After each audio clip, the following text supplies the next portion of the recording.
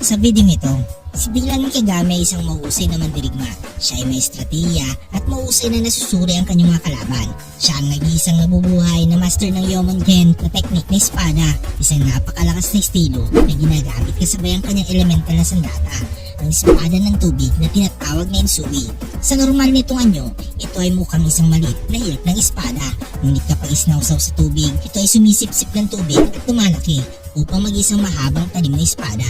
Ang Ensui ay maaaring gamitin ng lahat ng katangian ng tubig, kabilang din ang yelo.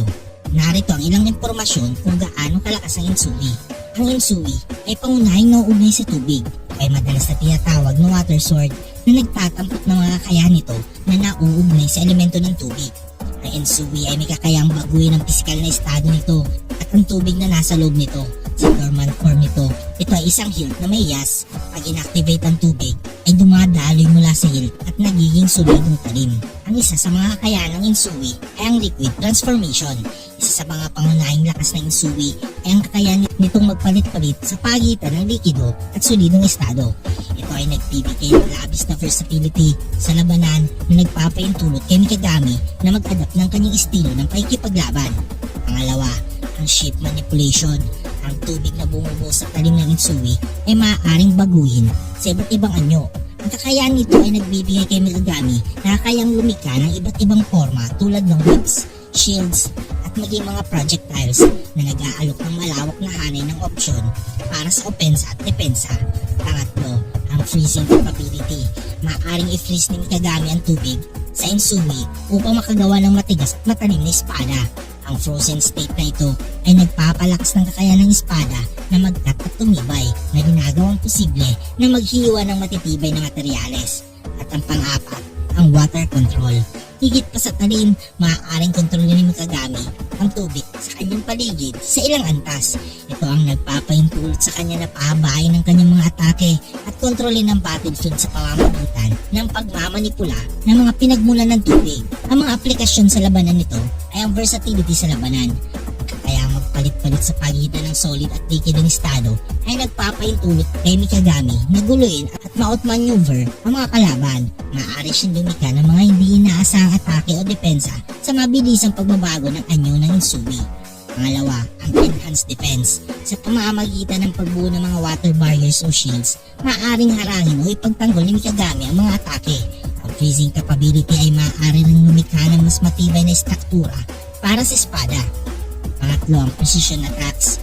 Ang kakayahan ng Ensui na bumuo ng matalim at eksaktong mga talim ay ginawa itong deal para sa pinpoint strikes. Ang kahusayan ni Mikagami sa swordsmanship ay pinalalakas ng precision at flexibility ng Ensui na nagbibigay ng lethal accuracy.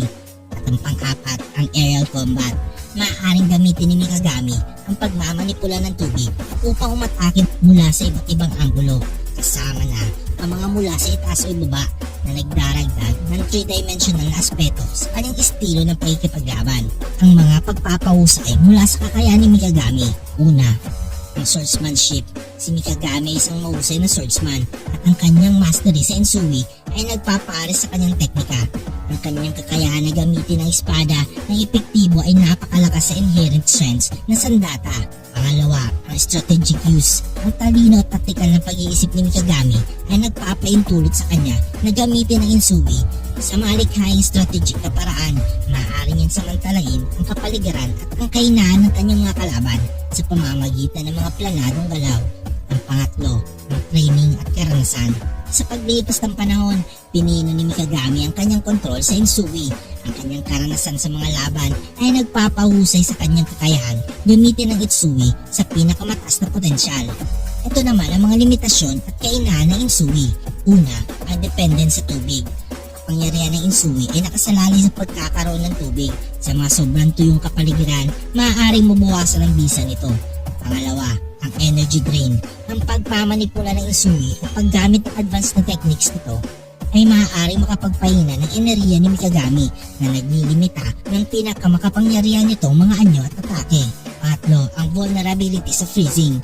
Bagaman maaaring i-freeze ni Mikagami ang tubig na Ensui upang makagawa ng solidong talim, ang mga panlabas na pag-atake ng pagyayelo o sobrang lamig ay maaaring makagambala sa kanyang kontrol sa sandata. Sa konklusyon, ang Ensui ni Dylan Mikagami sa Flame of Recca ay isang makapangyarihang sandata na kinikilala sa adaptability, elemental na pagmamanipula at husay ng mga gumagamit sa swordsmanship. Ang kakayahan nito magpalit-palit sa pagitan ng likido at solidong anyo, kasama ang kapasidad para sa mga atake at depensa na batay sa tubig ay nagiging dahilan kung bakit ito isang malakas na kasangkapan sa labanan. Gayunpaman ang pag-asa nito sa mga pinagmumulan ng tubig at ang enerhiya na kinakailangan upang gamitin ito ay may mga limitasyon na dapat isaalang-alang. Kung nagustuhan mo ang video ito, huwag niyong kalimutang mag-like at subscribe and hit the notification bell button para updated kayo palagi sa ating video. Maraming salamat.